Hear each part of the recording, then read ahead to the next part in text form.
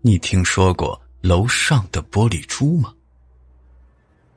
每逢深夜，总有人会听到弹珠落地的清脆声响，原因众说纷纭，讨论到最后总带着一丝诡异的色彩。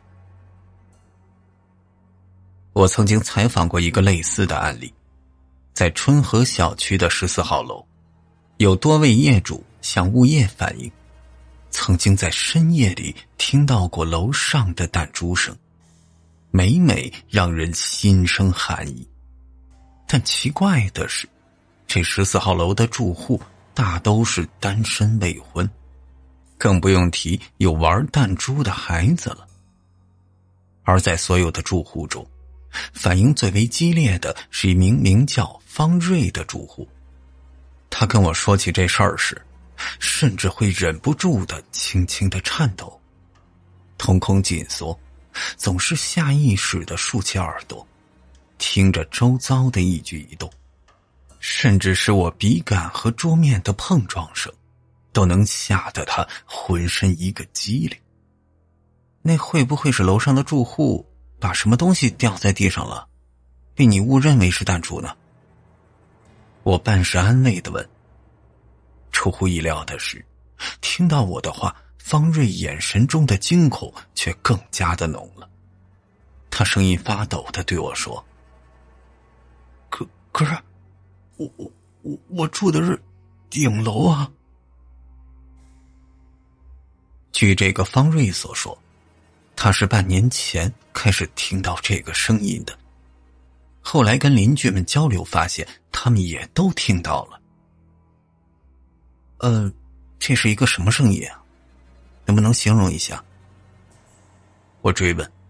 方瑞沉思了片刻，就是很清脆，很有节奏，是从天花板传来的，一般都是先咚的一声，会比较大，像是那种小孩玩的玻璃珠掉在地上，然后会连着响好几次，一次比一次轻，应该是这弹珠从地上弹起来了。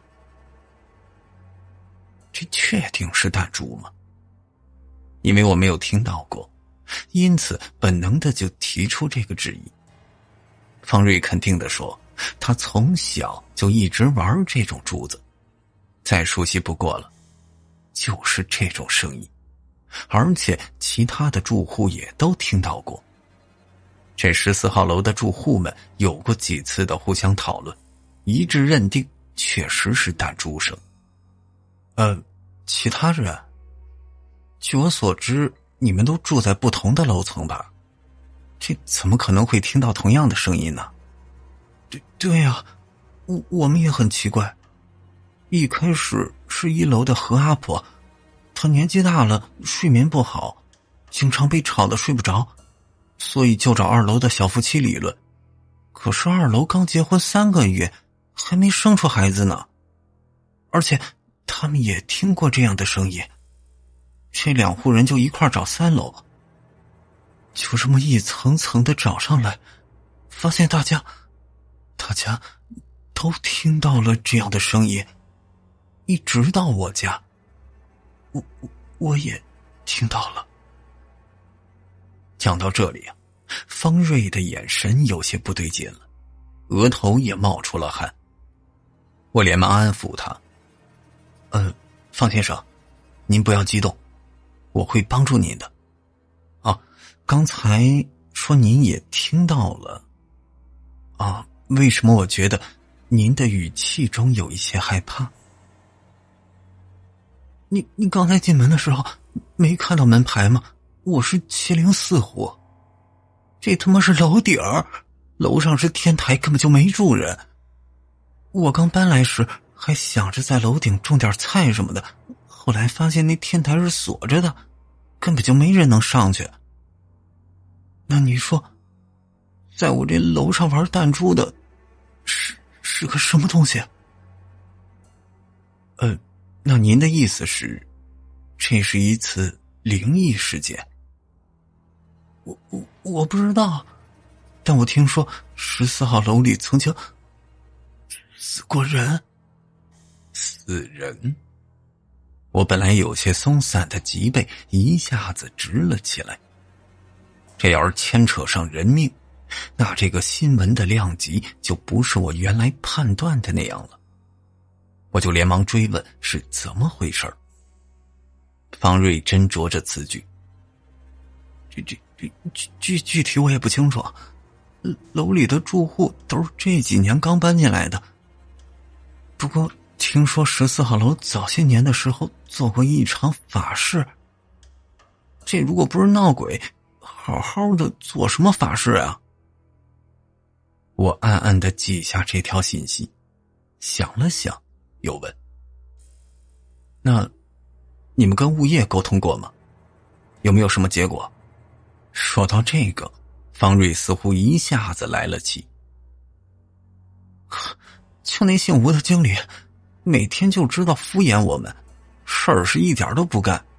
我们住户的意思是要么这物业出钱请几个大师来做做法，把这楼里的孤魂野鬼给超度一下，要么就退我们物业费。这采访到这儿啊，事情基本在我心中有个大概了。我的脑海中有些疑惑升起，就看方瑞这样子不像是在说谎，而且从其他居民的交流也能了解到确有其事，这听起来似乎有点灵异的气氛，更何况还能牵强附会的跟死人扯上关系。但是我是从来不相信这些怪力乱神的，这事情的背后肯定还有别的真相。此外，记者的直觉告诉我，这个方瑞虽然没有说谎，但似乎是有所隐瞒。走出14号楼，一个中年男人立刻迎了上来，似乎已经在这儿等了许久。哟，您就是审记者吧？远道而来辛苦了。我愣了片刻，下意识地问：您是？我是这小区的物业经理，我姓吴，您叫我小吴就行。他热情地挽住我的胳膊，堵住我离开的路。你看，这也快晚上了，我带您吃个便饭吧，咱这小区门口啊有家牛排就不错。不是，你慢着！我一把捉住他悄悄探入我衣兜的手腕，挡住那个颇有些厚度的信封，似笑非笑地看着他。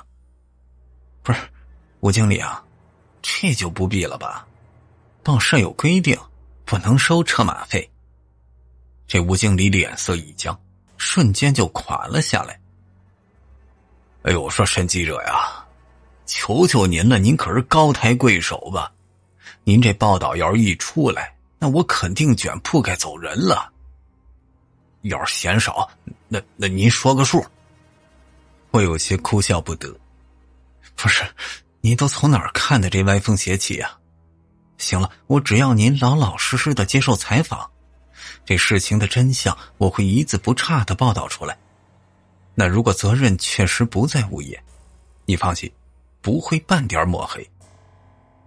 那吴经理还在嘟囔着：靠，这网上不是都说记者是这样的吗？这时我脸色尴尬，就说这行业里确实良莠不齐，也没法反驳，只好连连的催促找个僻静的地方咱们交流一下。进到物业办公室，我就毫不客气的开口：那吴经理啊，我就开门见山了啊，这居民们反映的情况咱物业这边清楚吗？吴经理脸色一肃：我们这物业部门都高度重视，第一时间奔赴现场，本着一心为住户不怕苦难的精神，认真的听取了各方面的意见。不是，停，你别跟我打官腔啊，否则我那报道里连你塞红包这事儿一块写出来。这我一听头都大了，连连的摆手。那啥，吴经理啊，你说点干货行吗？吴经理有些尴尬，话锋一转：那什么，14号楼呢是个老式的楼盘，一共7层，确实每层都有住户反映说听到什么弹珠声，可是我们一开始就排查过了，这整栋楼里就没住过小孩，这根本就不可能有人玩弹珠。至于那声音呢，确实是存在，我们初步怀疑是这水管中的水热胀冷缩之后发出来的。吴经理啊，我虽说是个文科生，但也知道水是要在0度以下才会结冰。现在这刚到秋天，离结冰还早得很嘛。何况这水管都在厨房跟厕所，但是大家听到声音可都是在卧室里啊。这个可能是其他的原因，我们已经联系专家来检查了。我听方先生说了，14号楼之前死过人，而且那天台还是锁着的，有这事儿吗？哎呦，沈记者呀，您可不能听信谣言呢。哎呦，您别这么看着我，我这心里发慌啊。吴经理擦了擦头上的冷汗。哎呦，得，那直接跟你说吧，这没错，大概是7年之前，有人从那14号楼的天台跳下来。当时我还没入职呢，是前任物业经理担心晦气，就找人做了一场法事。但是我能肯定啊，这跟楼里的弹珠声绝对没有半点关系。他如此的斩钉截铁，倒是让我起了些好奇。这你怎么能这么肯定啊？吴经理两手一摊，哎呦，那死的是个20多岁的大姑娘，据说呢是为情所困，一时没想开。这就算是成了鬼了，也不可能玩弹珠啊，那不得是个小男孩的魂才能做出来的。末了，吴经理对着我叹了口气，哎呦，这沈记者呀，这真是求您了，这事儿您悠着点报道啊。我没有表态，只是盯着他的眼睛看了一会儿，拍了拍他的肩膀。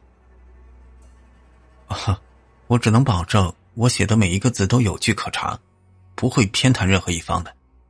其实我这时啊就觉得很奇怪，我就感觉这吴经理同样有所隐瞒，但是我并没有证据，也没有第三方信源可以交叉印证，也只能先采纳今天2次采访的信息。离开之前，我又随机的采访了几位小区的居民，但他们最多的也就是对7年前的法事有点印象，详细情况都不甚了解。而除了14号楼之外，也没有其他的居民听到过所谓的弹珠声。我就深感再采访下去也是浪费时间，就收拾东西回到报社。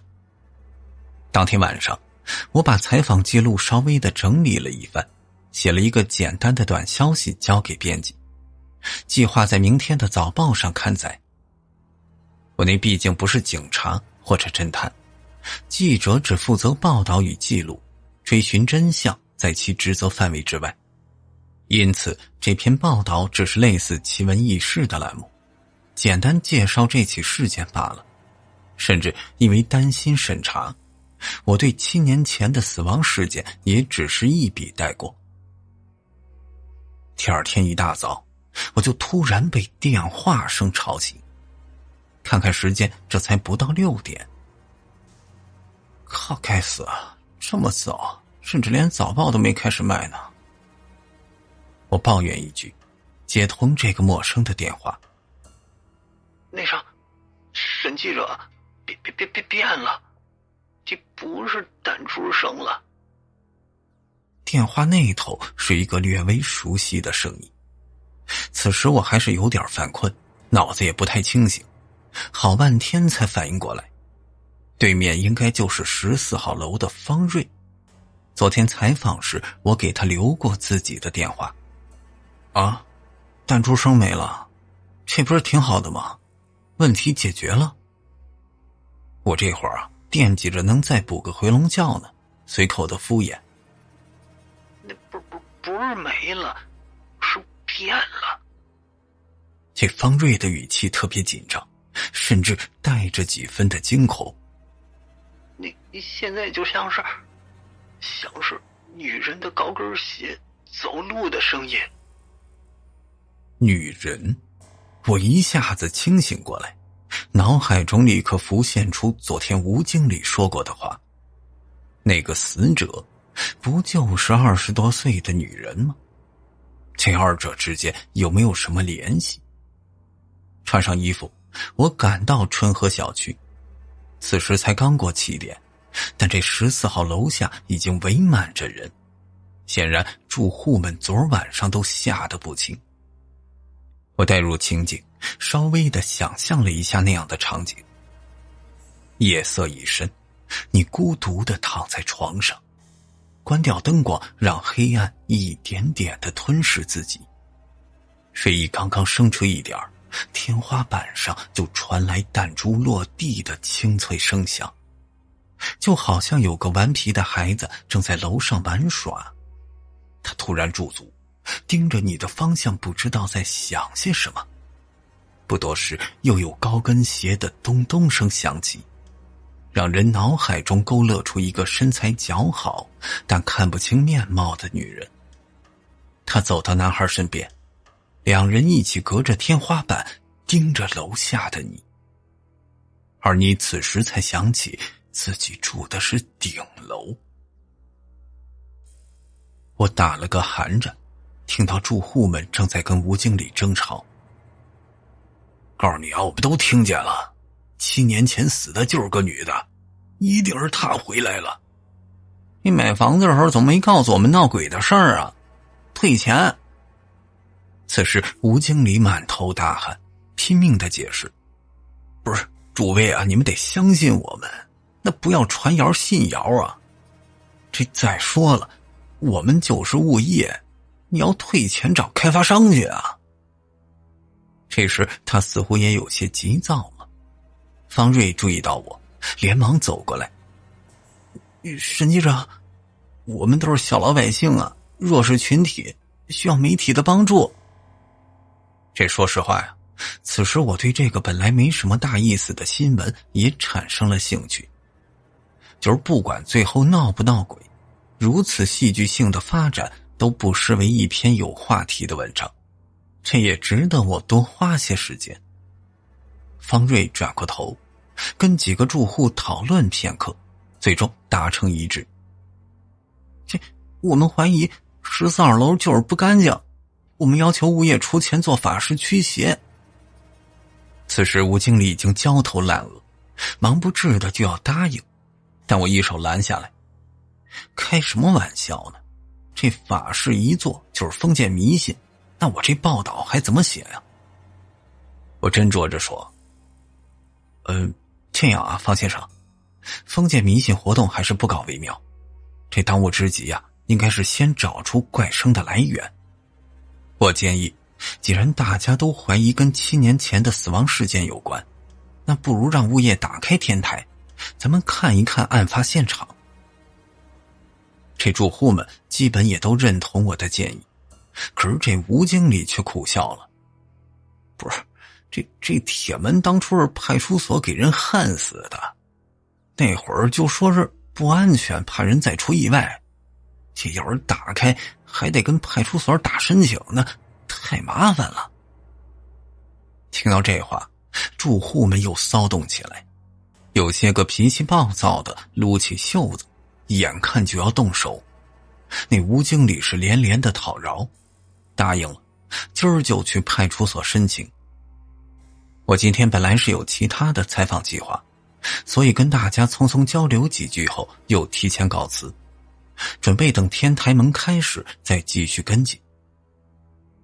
2天后的中午，我接到吴经理的电话，赶在破门前赶到现场。这狭窄的楼道里挤满着人，吴经理和方瑞一左一右地站在队伍前方，将开锁师傅护在中间，而他们面前正是7楼通往天台的铁门。随着开锁师傅锯断最后一根焊条，方瑞用力的一脚就把这大门踹开，住户们蜂拥而出，一个接一个的走上天台。我跟在人群的最后也走了进去。这天台上满是灰尘跟泥土，几年没人打理，已经脏得不成样子。几处不知有何用途的金属管道也已经生锈腐朽。但是除此之外，似乎并没什么特别的。哪儿呢？那人是从哪儿跳下去的？有几个人四处的张望。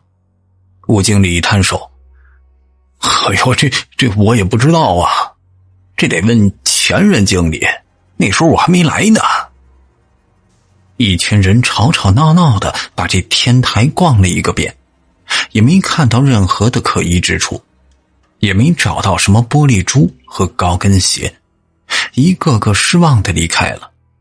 那吴经理是最后一个走的，他把门重新关上，挂了一把新买的大锁，拍了拍西服上的灰尘，苦笑着摇了摇头。我也皱起眉头，难道说这篇报道就这么虎头蛇尾吗？我不太甘心，索性分别找到吴经理和方瑞。那之前我就觉得他们还有话没有说完，如果追问下去，也许就有新的信息。但可惜的是，他们坚决否认自己有所隐瞒。我没有证据，也只能不了了之。我在警察局里倒是还有些关系能够动用，那么要不要查一查7年前的档案？我想了想，还是放弃了。为这么个小事儿不值当的。或许这篇报道也就是这样吧。2天之后，我准备结束对这次怪声事件的跟进，赶到春和小区进行最后一次采访。可是出乎我意料的是，这方瑞在内的所有住户居然异口同声地告诉我，14号楼的怪声消失了。啊？就这么莫名其妙的没有了？我有些不敢相信。这也太奇怪了吧。嘿呦，那之前大概就是热胀冷缩，我们检修了下水管，现在问题已经消失了。吴经理有些得意地说着。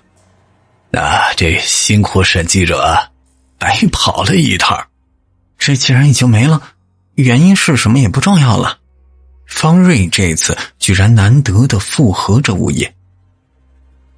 多谢您前几天的关注，改天我上你们报社送锦旗去。我这觉得有些奇怪，二人的眼神也是躲躲闪闪的，甚至偶尔还会彼此的交流。但其他的住户也都统一了口径，一副恨不得这件事早点过去的样子。这就让我感觉有劲儿没处使了。换做别的记者，你多一事不如少一事，还能白落一面锦旗。可是我偏偏是个别扭的人，本来我也打算结束了，可今天他们这副搪塞的样子，反而激起我的好胜心。不是这什么意思呀？两边合起来玩我呢，拿我消遣呢。我这回非得搞清楚到底是怎么回事。吴经理把我送出小区，我假装离开，但当他回到物业办公室后，又折回到门卫室。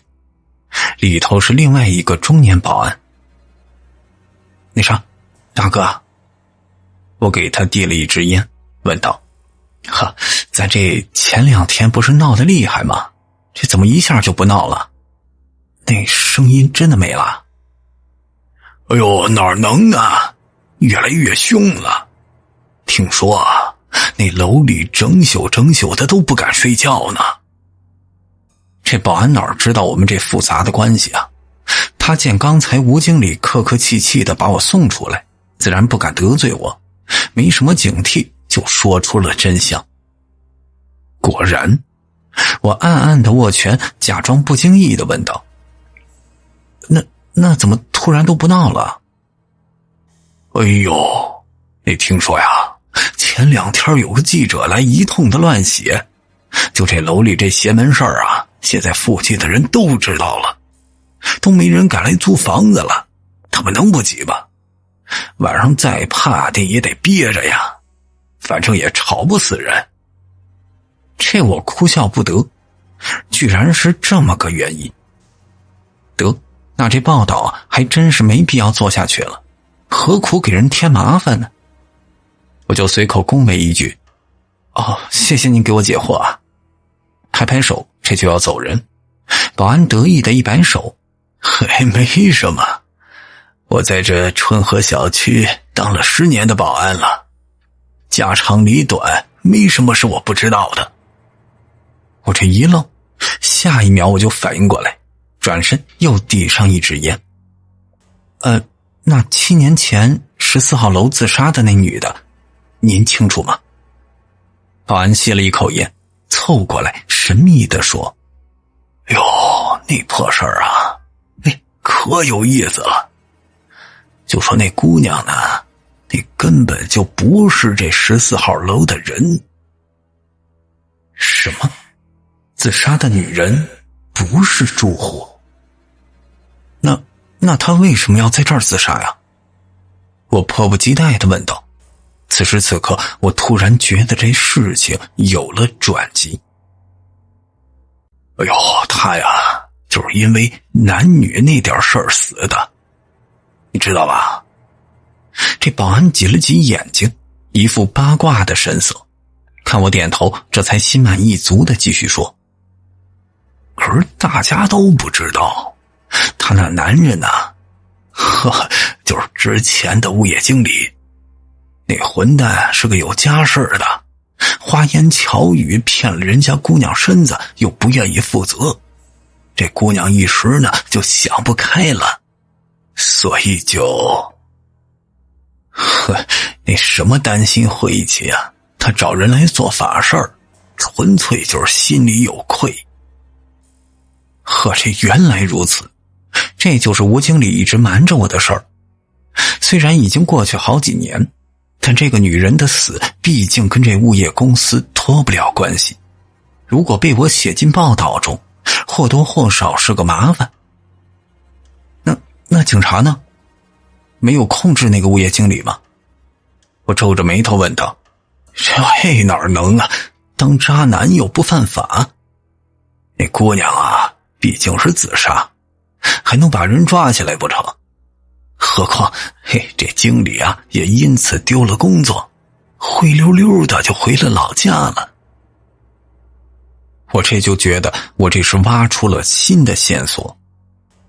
可是这7年前的案子挖得再深，和今天住户听到的声音有什么关系呢？我这调查就完全偏离了一开始的方向了。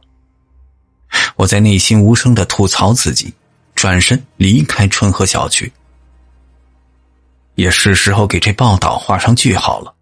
作为最后一步，我找到某位建筑学专家，寻求一些关于怪声的专业解释。大家都懂啊，那既不是人性的扭曲，也不是道德的沦丧，终究一定是科学道理。专家也不负我的期望，斩钉截铁地说：“这事儿啊，是霉菌。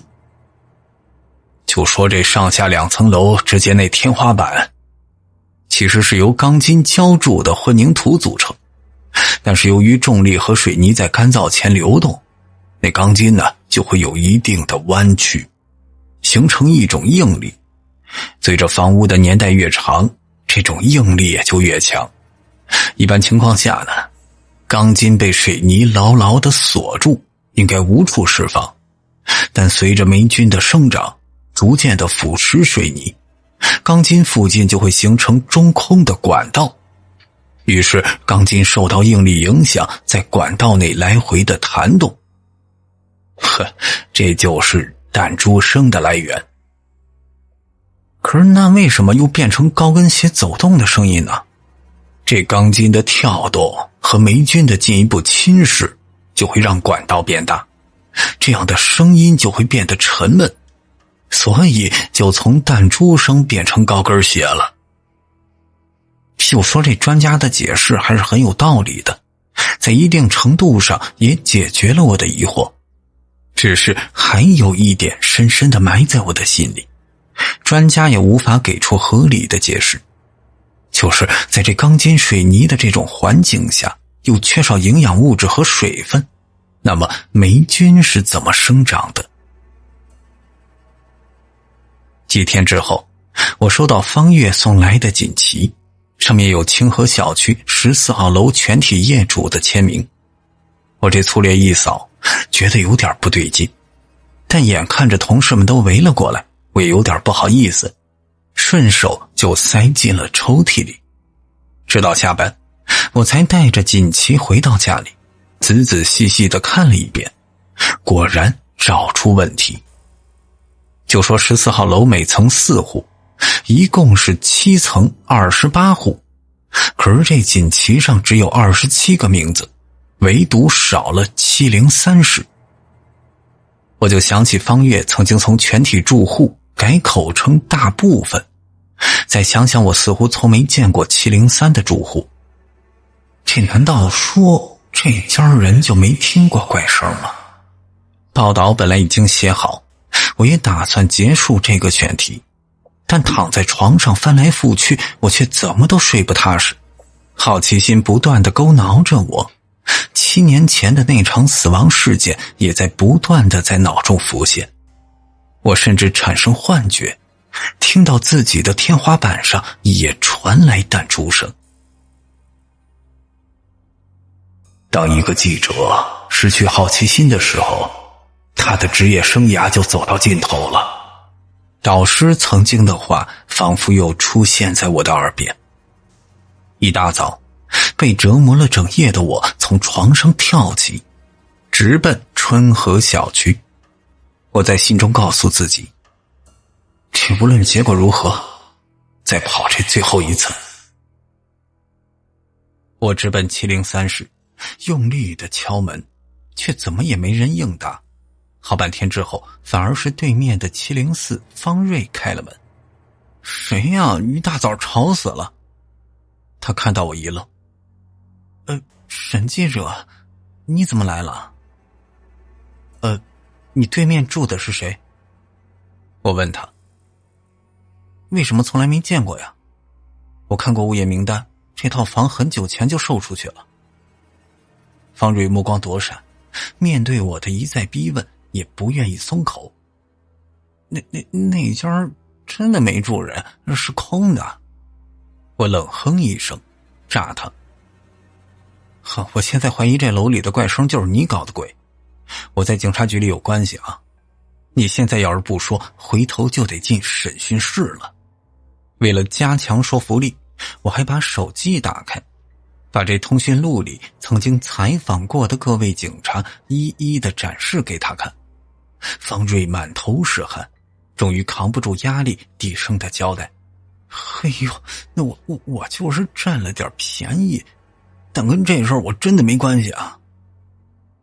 他将我带到家中的卧室，推开靠在墙边的一架衣柜，这墙上居然有一个大洞。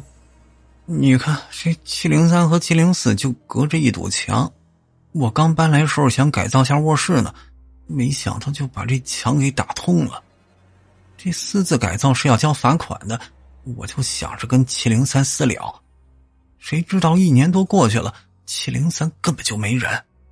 我后来没忍住钻过去看了看，拿了几件什么项链戒指什么的。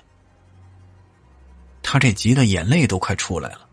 不是沈记者，这首饰我还没来得及卖呢，今儿我就都还回去，就不用麻烦警察了吧。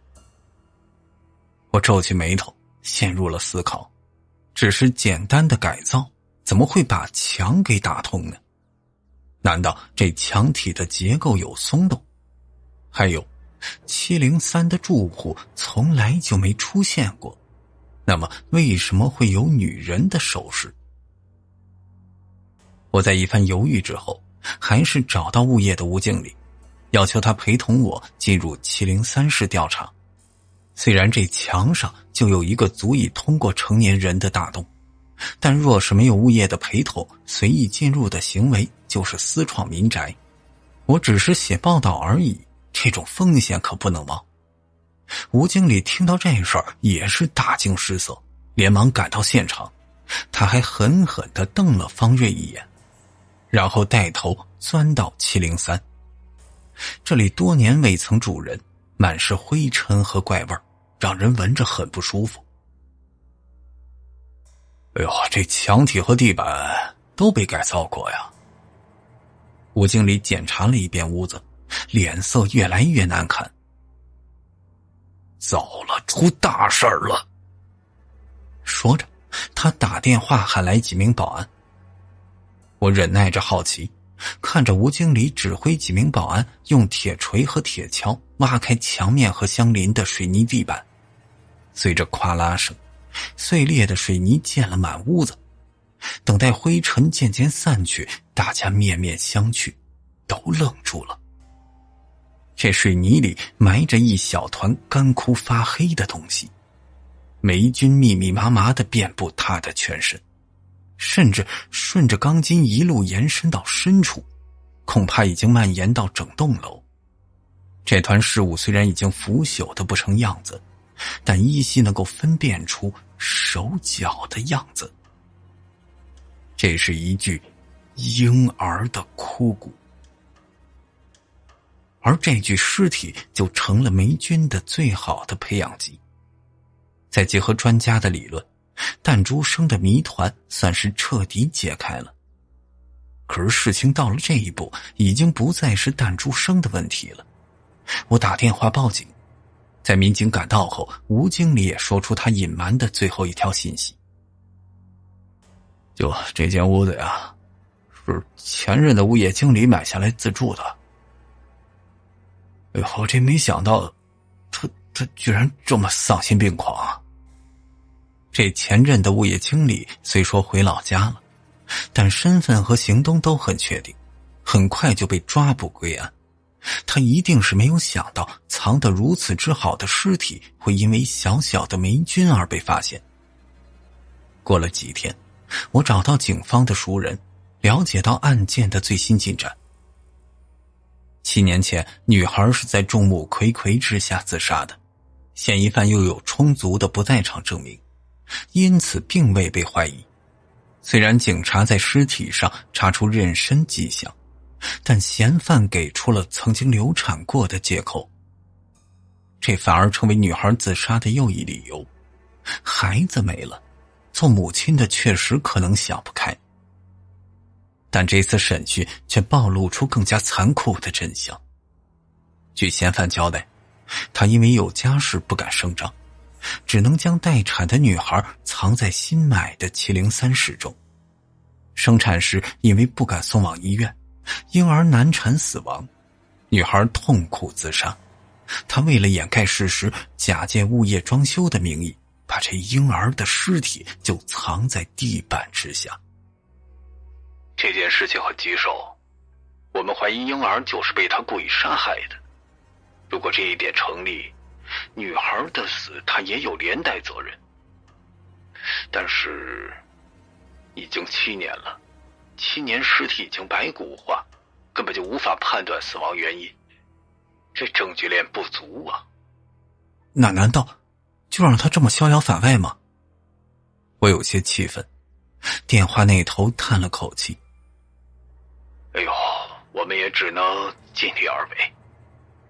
挂掉电话，我沉默了很久，缓缓地打开电脑里已经写好的新闻稿，开始修改。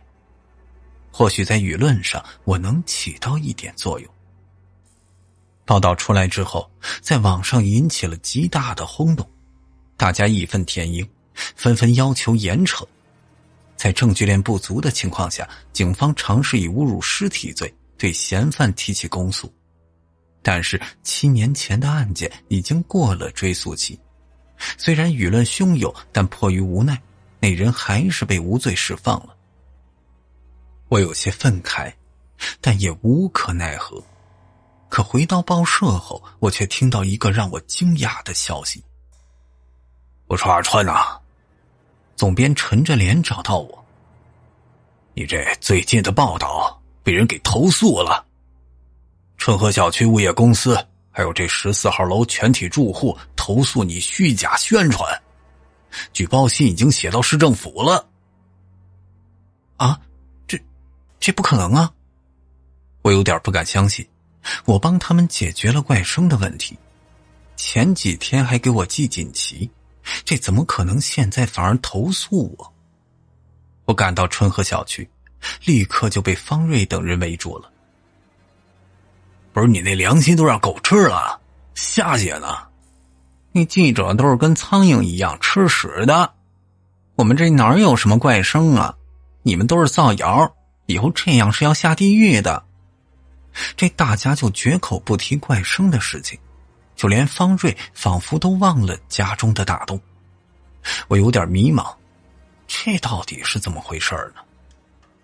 这几名住户越说越气，眼看着就要动手，我就灰溜溜的落荒而逃。到这小区门口，我正好遇到上次那个中年保安，刚凑过去，他就连连的摆手。哎呦，这吴经理把我劈头盖脸骂了一顿，你不让我再跟你接触了。我苦笑一声，不是大哥，这春和小区我是不打算再来了，可是你得让我死的瞑目啊。保安叹了口气，缓缓地说道：哎呦，告诉你啊，就是因为你那个报道，14号楼挖出尸体这事儿全城都知道了，你小区的房价降了1/3。